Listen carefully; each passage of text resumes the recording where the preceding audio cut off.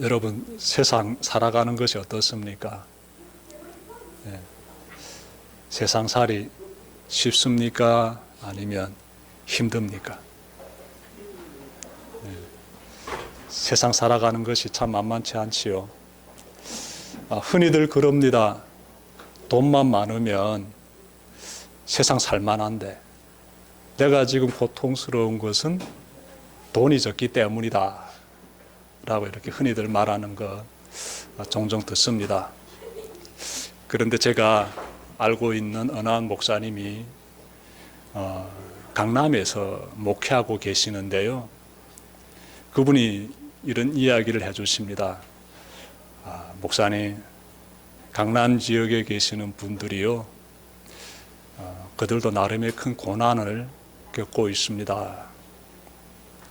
그들도 이렇게 옆에서 보게 되면 돈 많은 부자들이니까 무슨 고생 있겠느냐, 삶에 무슨 어려움이 있겠느냐 생각할 수 있는데, 그들도 이렇게 갑자기 들이닥친 건강의 문제라든지 아니면 자녀들의 문제라든지 그 외에 여러 가지 갑자기 일어나게 되는 그런 관계로 인한 문제라든지 삶에서 겪게 되는 여러 가지 다양한 문제들로 인하여서 강남 지역에 있는 부자들도 삶의 고통을 많이 느낍니다 라고 얘기해 주시더라고요.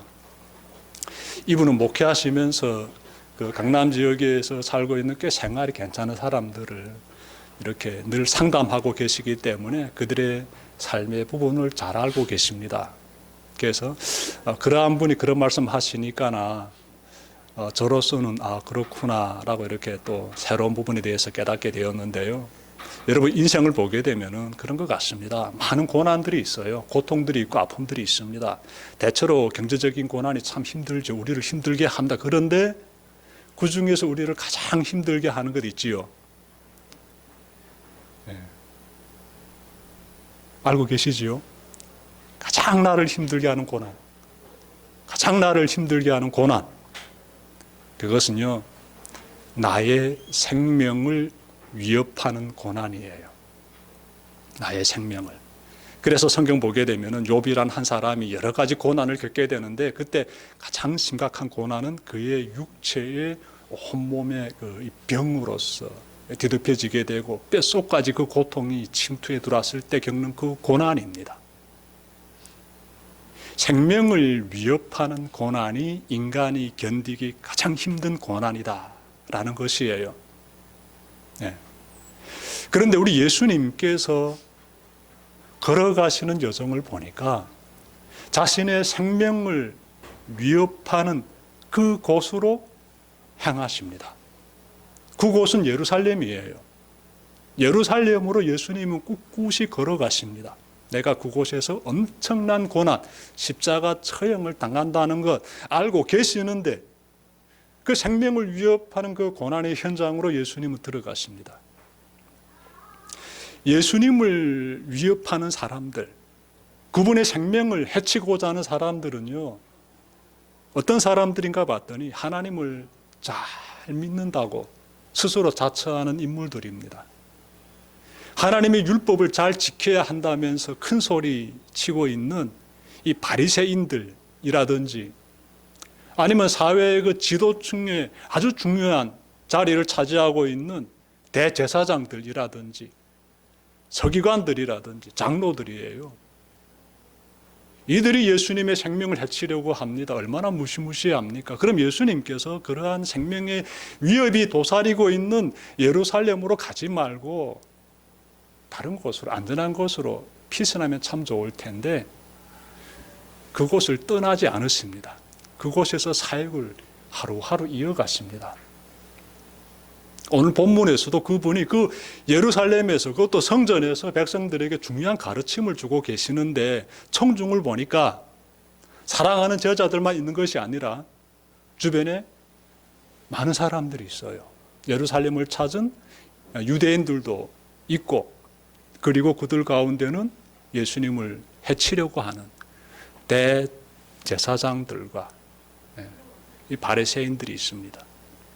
예수님께서 그들에게 어떤 가르치심을 주시는가 봤더니 비유를 말씀하세요. 여러분, 예수님이 비유로 말씀하실 때는요, 우리가 굉장히 정말 성경 읽을 때 비유가 탁 등장하게 되면은 이 마음이 어떻습니까? 갑자기 탁 풀어지게 돼요.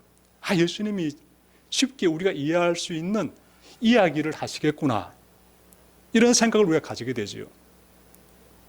예수님이 지금 비유를 딱 설명하시는데 내용은 이렇습니다. 어느 한 사람이 포도원을 가꿉니다. 포도원을 만들어요.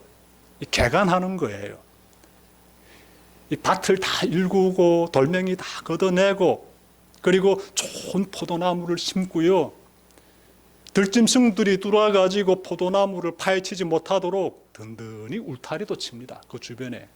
그리고 도둑이 들어오는 걸 막기 위해서 망대도 높이 세우고요.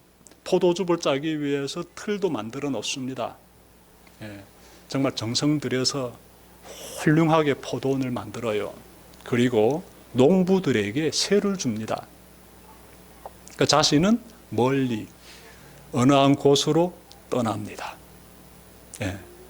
자, 포도나무가 뿌리 내리고 열매 맺기까지 적어도 2, 3년이 필요합니다. 시간이 흐르게 돼요. 주인은 드디어 이제 가게 되면은 그 포도나무마다 열매들이 주렁주렁 맺혔을 것이다 생각하고 자신의 종들을 보냅니다. 아마도 이 농부들에게 이 주인이 이 계약을 맺었을 거예요. 너희들이 포도나무를 잘 키워라. 열매 맺게 되면 그 중에 일부는 나에게 새로 바쳐라 라고 이렇게 사전에 계약을 다 했을 것입니다. 그래서 마가복음 보게 되면 12장 2절에서 나오는데 그 포도 열매의 일부를 주인이 받고자 합니다. 다 달라는 거 아니에요. 그래서 그 일부를 받기 위해서, 즉 그 세를 받기 위해서 자신의 종들을 보내는데 이 농부들이요, 이 종들을 어떻게 대하는가 봤더니요, 예, 구타하고 또 누군가에게 돌을 던지고 심지어 누군가는 죽이기까지 합니다. 간신히 살아남은 사람들이 주인에게 달려와 가지고 이 상황을 이야기합니다. 그 주인이 얼마나 분노하겠습니까? 근데 주인이요, 어떻게 하는가 봤더니 일단 참습니다. 그리고 다른 종들을 이전보다 좀 더 많이 보냅니다. 농부들이 주인이 두 번째로 보낸 종들을 어떻게 대합니까? 말씀 보니까 그들도 똑같이 대해요. 폭행을 가하고 돌을 던지고 또 심지어 또 죽이기까지 합니다.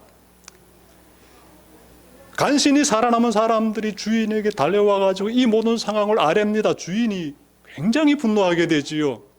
여러분이라게 되면 어떻게 하겠습니까? 주인은 힘을 가지고 있는 사람이에요. 여러분이 힘을 가지고 있다게 되면은 이런 배은망덕한 사람들을 어떻게 하겠습니까? 근데 주인이 또 참습니다. 굉장한 사람이지요. 또 참고 이번에는 누구를 보내는가 봤더니 자기 아들을 보냅니다. 내 아들을 보내게 되면은 함부로 대하지 않을 것이다. 다시 말해서 주인은 저 농부들을 완전히 심판하기 전에, 저들의 죄악을 그냥 심판하기 전에 가능한 내가 참고 저들이 회개하기를 바라는 거예요. 그래서 자기 아들을 보내는 겁니다. 이제라도 잘못을 뉘우치라고 아들을 보내는데 이 농부들이 아들을 보자마자 이 사람 죽여야겠다. 상속자가 왔다. 이 주인의 아들을 죽이면 이 포도는 우리 것이 되겠다라고 생각하고 아들을 포도원 밖으로 끌고 가서 죽입니다. 아들이 죽었다는 비보를 접한 이 포도원 주인이 드디어 더 이상 참지 않고요, 직접 그 포도원으로 가서 그 악행을 저지른 농부들을 다 진멸해 버립니다.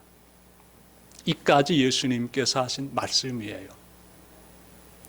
여러분, 예수님이 이렇게 말씀하실 때 이 속에 담겨진 의미가 있습니다. 이 포도원은요, 유대인 공동체를 의미하고 있고요, 이 포도원 주인은 하나님을 가리키고 있습니다.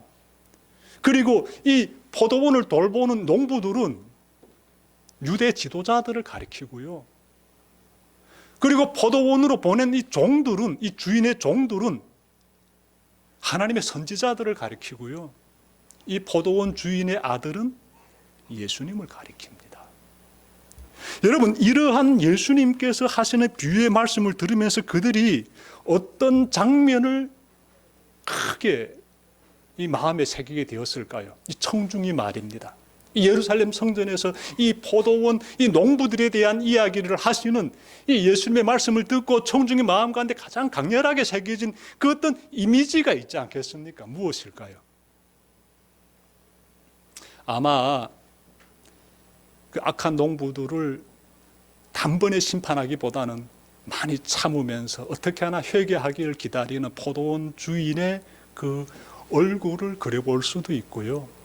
아니면 그렇게 끝까지 악을 행하다가 진멸당한 그 어리석은 농부들을 떠올릴 수도 있습니다. 그런데 가장 크게 깊이 우리에게 다가오는 그 이미지는 따로 있지요. 여러분, 포도원 주인의 그 아들을 보십시오. 여러분이 포도원 주인의 아들이 돼 보십시오.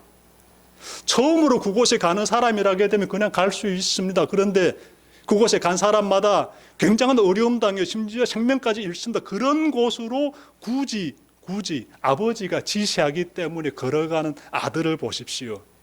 우리 마음이 굉장히 숭음해지게 됩니다. 그 아들 생명의 위협을 훤히 바라보면서 가고 있어요. 그래서 우리 마음이 숭음해지게 된다고요. 저 걸음이 보통 걸음 아닌데 아버지의 말씀에, 아버지의 뜻에 순종하면서 걸어가는 그 아들, 결국 가서 아닌 게 아니라 처참하게 죽임당하지 않습니까? 그 장면이 굉장히 크게 우리 마음에 딱 새겨지게 되는 것이에요. 우리는 그 아들의 모습을 보면서 예수님이 걸어가시는 그 고난의 길을 떠올려야 됩니다. 자, 이어지는 말씀 보시니까 예수님께서 자신이 겪으실 이 고난을 또 다른 비유 속에 담아내십니다. 그 내용이 마태복음 21장 42절인데요. 말씀 여러분 한번 보십시오. 너희는 성경에서 이런 말씀을 읽어본 일이 없느냐? 집 짓는 사람이 버린 돌이 집 모퉁이의 머릿돌이 되었다.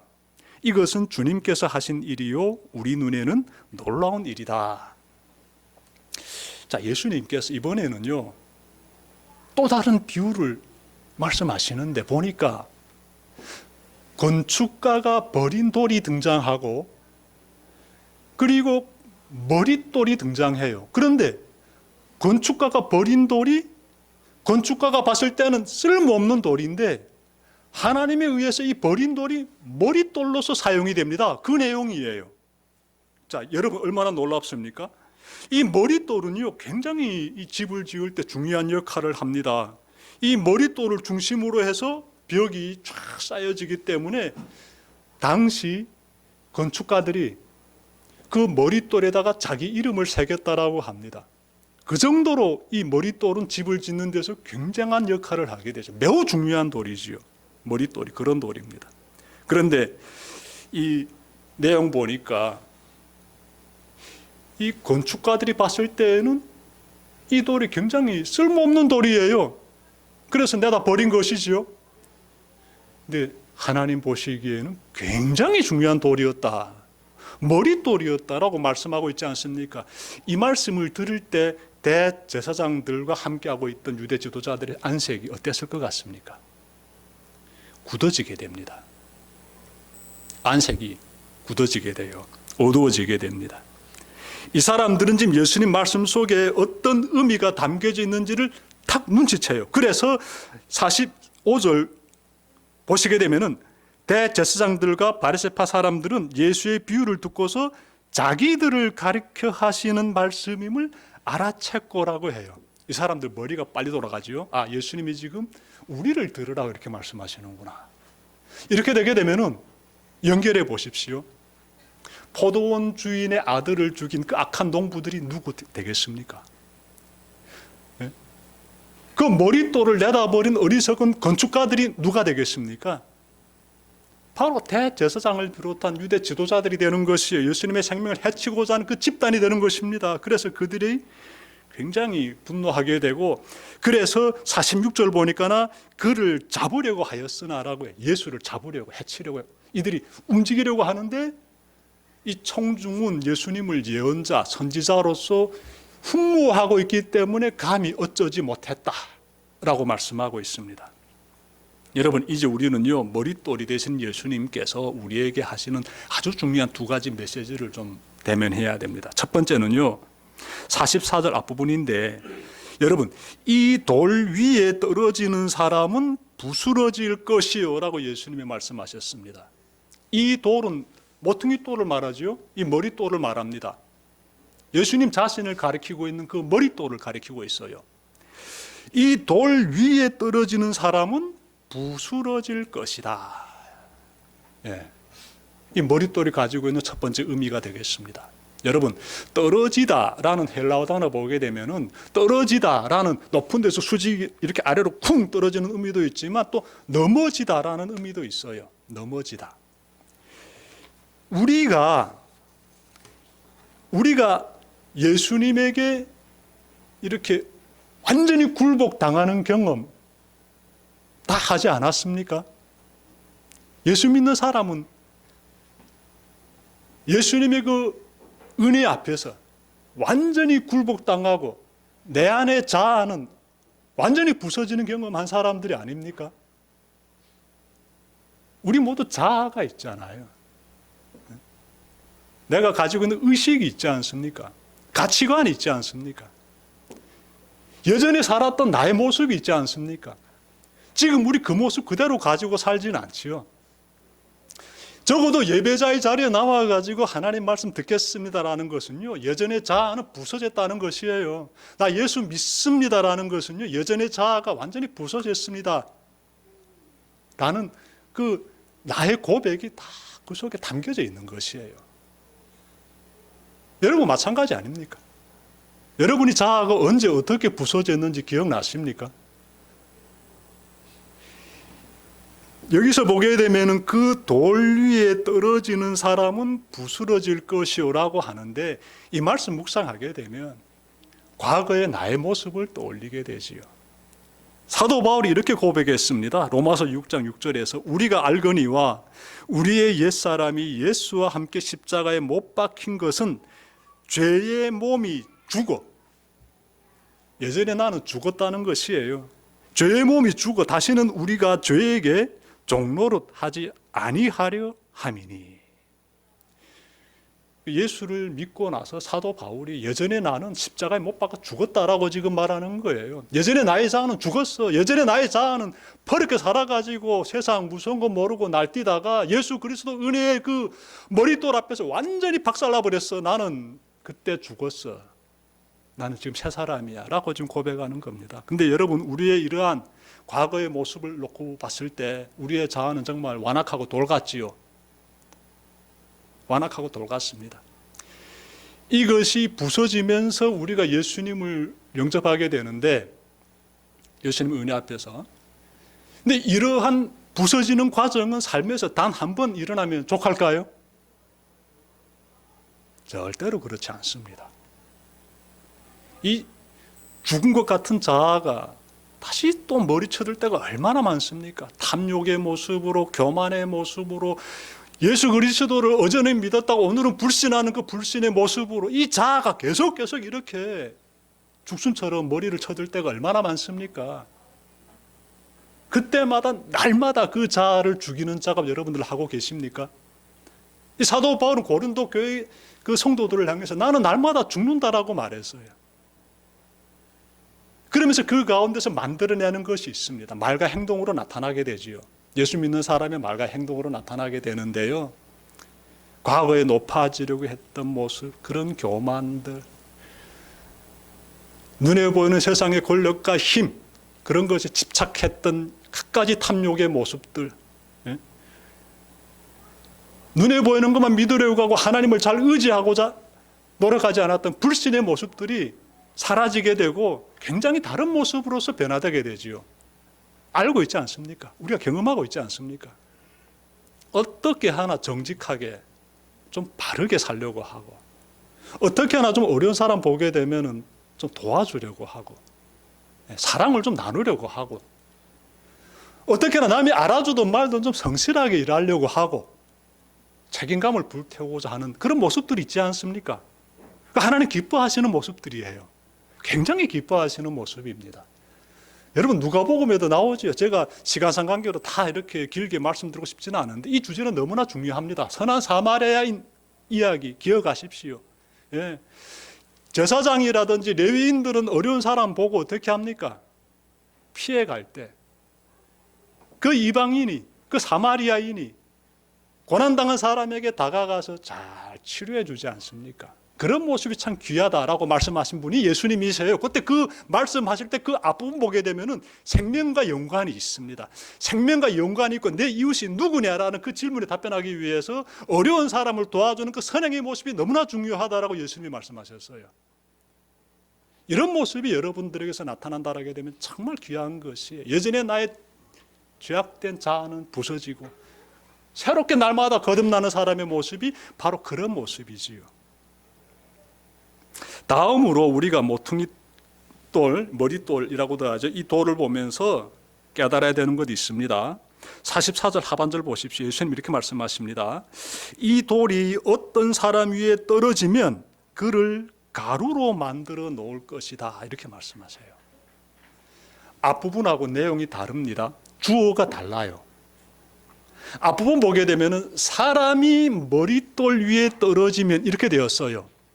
근데 뒷부분 보니까 머릿돌이 사람 위에 떨어지면 이렇게 돼요. 그리고 머릿돌이 사람 위에 떨어지게 되면 완전히 가루가 되어버린다라고 합니다. 이것은요, 앞의 내용하고 메시지가 정반대입니다. 다니엘서 보게 되면 나오지요. 느부갓네살 왕이라고 있었는데 바벨론이 왕인데 큰 신상을 보게 됩니다. 그 신상에 대해서 다니엘이 해석해 주는데 그때 등장하는 돌이 있습니다. 하늘로부터 떨어지는 손으로 다듬지 않은 어마어마한 돌이 떨어지는데 그 돌이 큰 신상의 발등을 때리자 그 신상이 금과 은과 놋과 철과 흙으로 만들어진데 이 모든 것들이 다 겨처럼 다 부서져 가지고 바람에 다 날아 사라져 버립니다. 그런 내용이 나와요. 그때 떨어지는 그 돌하고 여기서 지금 모퉁이 돌이 사람에게 떨어지는 거하고 문맥상으로 전하고자 하는 메시지는 똑같습니다. 하나님의 심판이에요. 하나님의 심판이 굉장히 강하게 지금 여기서 나타나고 있습니다. 예수님 그 말씀하시는 거예요. 인내하고 참으신 하나님께서 드디어 심판하실 때는 그 심판 앞에서 죄인들은 견디지 못한다는 것이지요. 그 포도원 주인이 자신의 아들을 죽인 자들을 완전히 진멸해 버렸다라는 그 예수님의 그 비유의 말씀과 이어지는 이 내용 보십시오. 그 모퉁이 돌, 그 머릿돌이 떨어질 때 그때 그 앞에서 죄인들은 완전히 사라져버리는 진노 받아가지고 보십시오. 가루가 되어버렸다라고 하죠. 가루가 돼. 철저한 하나님의 심판을 지금 말씀하고 있어요. 철저한 하나님의 심판. 저는 사실 오늘 우리 남녀 선교의 날이기 때문에 오후엔 뭐 특별한 행사는 없지요. 근데 만약에 남녀 선교에서 좀 저에게 시간을 준다면은 이 단테가 쓴 책, 그 신곡에서 지옥편을 좀 여러분들과 나누고 싶었습니다. 나중에 기회 되게 되면 제가 나눠드릴게요. 하나님의 심판은 성경에서 시종일관하게 강조되고 있습니다. 물론 하나님의 천국도 시종일관하게 강조되고 있어요. 오늘 말씀에서도 예수님께서는 그 부분을 정확하게 지금 딱 제시해 주고 있습니다. 전 여러분들에게 이런 말씀 드리고 싶어요. 예수님께서 뭘 원하실까? 하나님의 뜻이 무엇일까? 오늘 말씀 43절 딱 보니까 이렇게 말씀하고 있어요. 그러므로 나는 너희에게 말한다. 하나님께서는 너희에게서 하나님의 나라를 빼앗아서, 여기에서 너희는요, 유대인들을 가리키고 있어요. 특별히 유대 지도자들. 하나님은 너희에게서 하나님의 나라를 빼앗아서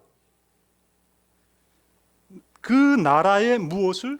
열매를 맺는 사람에게 주겠다는 거예요. 그 나라의 열매를 맺는 민족에게 주실 것이다. 이렇게 말씀하고 있습니다. 예수님이 이렇게 말씀하고 계세요. 무슨 내용인가 하면요, 하나님은 열매를 원하신다는 거예요. 하나님이 원하시는 게 있다. 열매다. 열매.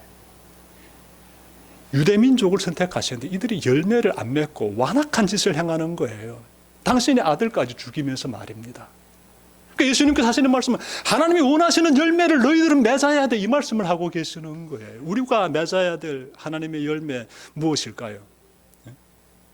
무엇보다 먼저 우리 자신이 열매가 되어야 됩니다. 나의 죄악된 자아를 죽이고 그리스도의 십자가 앞에서 완전히 나의 잘못된 자아는 부서지고 새롭게 변화되어서 하나님의 백성으로 믿음의 삶을 걸어가는 나 스스로의 삶의 열매를 먼저 만들어내야 해요. 하나님 그걸 너무나 원하십니다. 여러분들 다 그런 사람 되기를 바라고요. 다음으로 우리가 맺어야 될 열매는 이제는 변화되어 가지고 그리스도의 사랑으로 세상을 섬기는 열매를 맺어야 합니다. 섬기는 열매. 그것이 참 귀한 열매예요. 여러분들이 불신자를 하나님께로 인도하지 않습니까? 굉장히 중요해요. 그들을 그냥 하나님께로 인도하자면 인도됩니까? 많이 기도드려야 되고 많이 인내해야 되고 진심 어린 사랑을 베풀어야 합니다. 그 가운데서 그들이 하나님의 임재를 경험하게 되고 영적인 갈망도 느끼게 되고 하나님께 가고자 하는 그 용단도 내리게 되는 것이지요. 그런 삶을 여러분들이 사시길 바랍니다. 전도자의 삶, 귀한 열매 맺는 삶 여러분들 다 되시기를 바랍니다. 하나님 그런 삶을 살라고 오늘도 말씀해 주고 계십니다. 기도드립시다.